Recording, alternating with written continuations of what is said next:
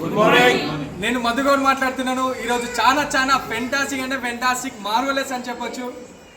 ఒక సామాన్య మానవుడు ఏంటంటే నాలాంటి ఒక వ్యక్తి ఈరోజు ఒక లగ్జరీ కార్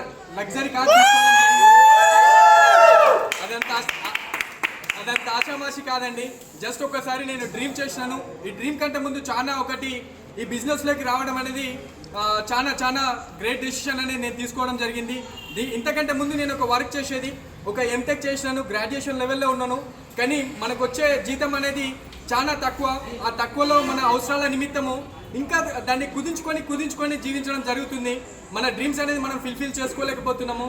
మా మదర్ అండి ఆల్రెడీ నా ఎంటెక్ గ్రాడ్యుయేషన్కి ఇంజనీరింగ్కి ఒక ఇసుక ట్రాక్టర్లో మోసేసి నన్ను ఈరోజు ఈ సిచ్యువేషన్లో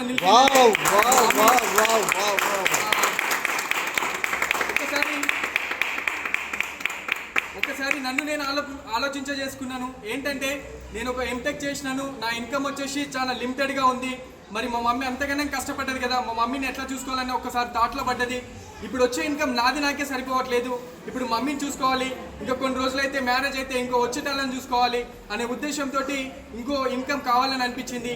అట్లాంటి సిచ్యువేషన్స్లో నాకు బాగా ఆలోచింపజేసి మనకు గ్రేట్ మెంటర్, నిజంగా చాలా గ్రేట్ మెంటర్ అని చెప్పుకోవచ్చు.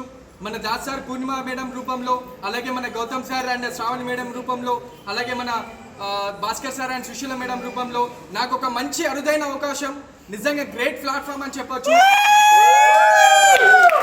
ఈ ప్లాట్ఫామ్ అని వాళ్ళు చెప్పగానే మీరు ఏదైతే ఆలోచించిందో నేను కూడా అదే ఆలోచించినాను.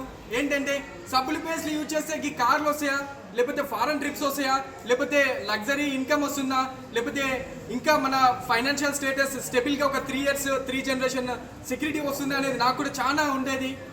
ఒకసారి డ్రీమ్ చేసినాను. ఏదైతే మన మెంటర్ ఉన్నారో double universal crown director Das sir ఒక మాట చెప్పిండు. ఏంటంటే డ్రీమ్ అనేది పెద్దగా ఉండాలి, ఆ డ్రీమ్ పెద్దగా చేసినప్పుడే నువ్వు విన్ అవుతావు అని ఒక మాట చెప్పిండ్రు. అప్పటి నుంచి నేను పెద్దగా డ్రీమ్ చేసినాను. విత్ ఇన్ సూన్లో మనం ఒక డ్రీమ్